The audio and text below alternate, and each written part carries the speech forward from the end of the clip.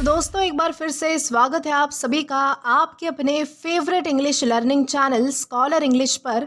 मेरा नाम है दीपिका कुमावत और मैं इस चैनल पर वेरियस कॉम्पिटिटिव एग्जाम्स के लिए इंग्लिश सब्जेक्ट टीच करती हूँ।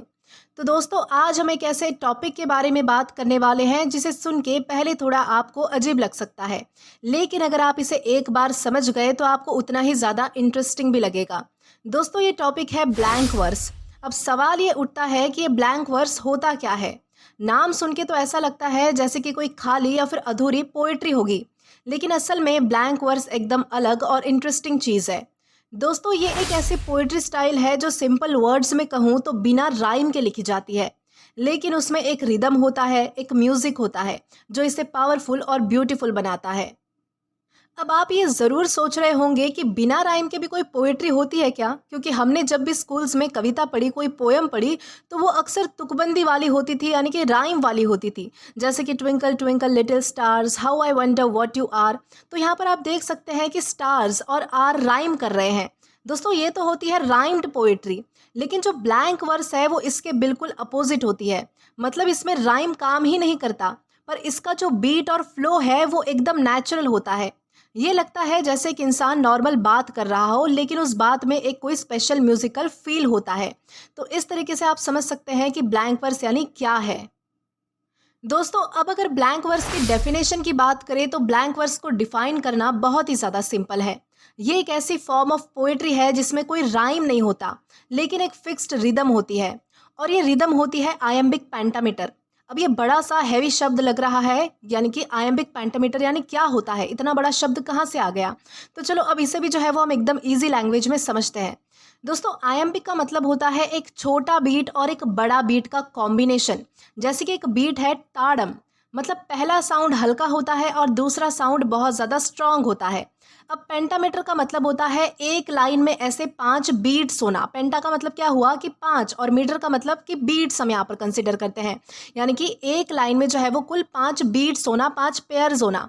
मतलब एक लाइन में कुल 10 बीट्स होते हैं जो कि इस पैटर्न में होते हैं, जैसे कि ताड़म ताड़म ताड़म। तो इस तरीके से जो है वो मतलब कि 5 बीट्स होते हैं, जहाँ पर पहला साउंड हल्का होता है और दूसरा वाला जो साउंड होता है वो थोड़ा हैवी होता है। जैसे कि for example the sun was shining bright upon the hill. अगर आप इस लाइन को थोड़ा ध्यान से पढ़ो तो सुनाई देगा कि ये एक रिदम में चल रही है, जैसे कि कोई गाना हो लेकिन बिना म्यूजिक के। दोस्तों यही है ब्लैंक वर्स की ब्यूटी। दोस्तों अब सवाल ये आता है कि इस ब्लैंक वर्स में ऐसा क्या स्पेशल है जो इसे सबसे अलग बनाता है। दोस्तों सबसे पहला पॉइंट ये है कि इसमें राइम नहीं होती। मतलब आपको लाइन के एंड में कैट बैट या फिर लव डव जैसा कोई जोड़ नहीं मिलेगा, लेकिन फिर भी ये बोरिंग नहीं लगती। क्यों? क्योंकि इसका रिदम आपको नेचुरली अट्रैक्ट करता है।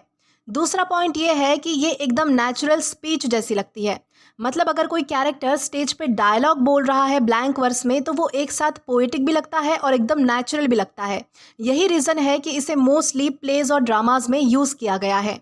और तीसरा पॉइंट हमारा ये है कि ब्लैंक वर्स इमोशंस को एक्सप्रेस करने का एक बहुत पावरफुल टूल है, क्योंकि बिना राइम के पोइट या राइटर डायरेक्टली अपने थॉट्स और फीलिंग्स को एक्सप्रेस कर सकता है बिना किसी कंस्ट्रेंट के, बिना किसी रुकावट के। तो इस तरीके से आप जो है वो ब्लैंक वर्स की स्पेशलिटी को अच्छे से समझ पाओगे। दोस्तों चलो अब थोड़ा हिस्ट्री की तरफ चलते हैं और जानते हैं कि ब्लैंक वर्स की शुरुआत कहाँ से हुई या फिर ये स्टार्ट कैसे हुआ। दोस्तों ब्लैंक वर्स इंग्लिश लिटरेचर में सबसे पहले 16th सेंचुरी में इंट्रोड्यूस हुआ था, और इसका क्रेडिट जाता है हेनरी हॉवर्ड अर्ल ऑफ सुरी को।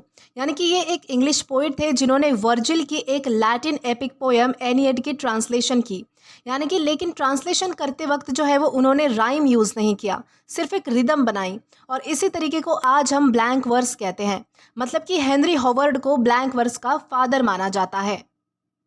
दोस्तों अब अगर ब्लैंक वर्स के बारे में बात हो रही हो और हमारे शेक्सपियर का नाम ना आए तो बात अधूरी रहेगी। विलियम शेक्सपियर ने ब्लैंक वर्स को एकदम पॉपुलर बना दिया। उन्होंने अपने ऑलमोस्ट सारे प्लेस ब्लैंक वर्स में ही लिखे हैं, जैसे कि Hamlet, Othello, Macbeth, Romeo and Juliet etcetera.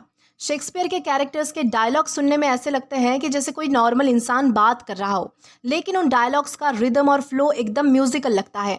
जैसे कि एक एग्जांपल लो, हैमलेट का एक फेमस डायलॉग है, टू बी और not to be that is the question. इस लाइन में राइम नहीं है, लेकिन एक पावर है, एक रिदम है जो सुनते ही हमारे दिमाग में बैठ जाती है। दोस्तों इसी वजह से शेक्सपियर को ब्लैंक वर्स का मास्टर माना जाता है।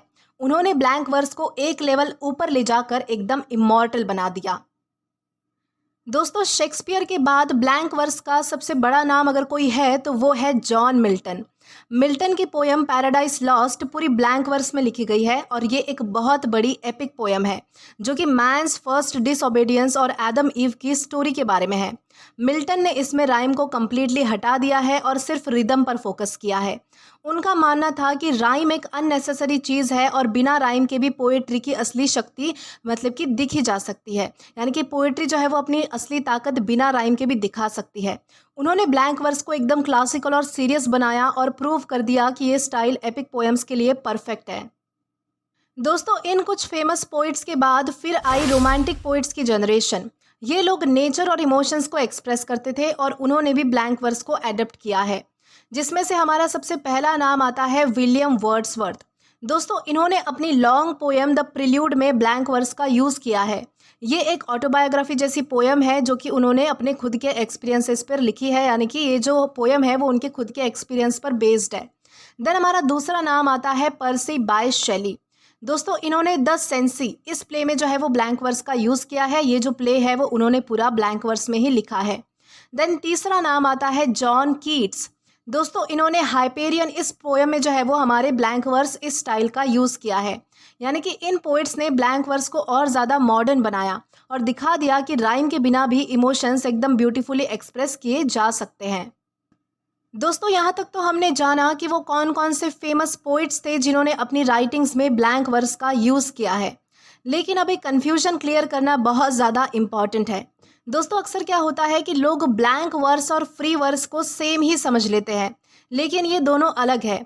जैसे कि हम इनको एक एक करके समझेंगे। सबसे पहले आता है फ्री वर्स। दोस्तों फ्री वर्स में ना राइम होता है और ना ही कोई फिक्स्ड रिदम, मतलब कि पोइट को पूरा फ्रीडम होता है कि वो जो मर्जी आए, यानी कि जो चाहे वो लिखे। वहीं हमारा जो ब्लैंक वर्स होता है इसमें राइम तो नहीं होती, लेकिन एक स्ट्रिक्ट रिदम होती है, जैसे कि आयम्बिक पेंटामीटर आपको मैंने बताया था।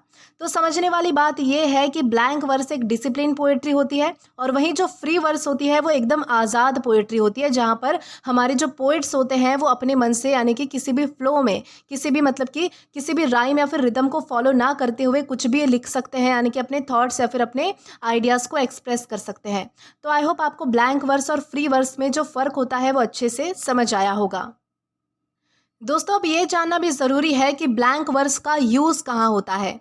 दोस्तों ब्लैंक वर्स का यूज़ मोस्टली ड्रामास, प्लेज और एपिक पोएम्स में होता है, क्योंकि डायलॉग्स को नेचुरल और ड्रामेटिक दोनों बनाने के लिए ये एक परफेक्ट टूल है। जैसे स्टेज पे अगर कोई एक्टर ब्लैंक वर्स में बोलता है तो वो एक स्पीच जैसी लगती है, लेकिन उसमें एक पोइटिक मैजिक भी होता है, यानी कि पोइटिक फील भी होता है। दोस्तों अब हम डिस्कस करेंगे famous examples of blank verse, जिसमें हमारा सबसे पहला एग्जाम्पल है हैमलेट बाय शेक्सपियर, जिसकी हमारी एक फेमस लाइन है टू बी और not to be that is the question. Then इसके बाद है paradise lost by John Milton.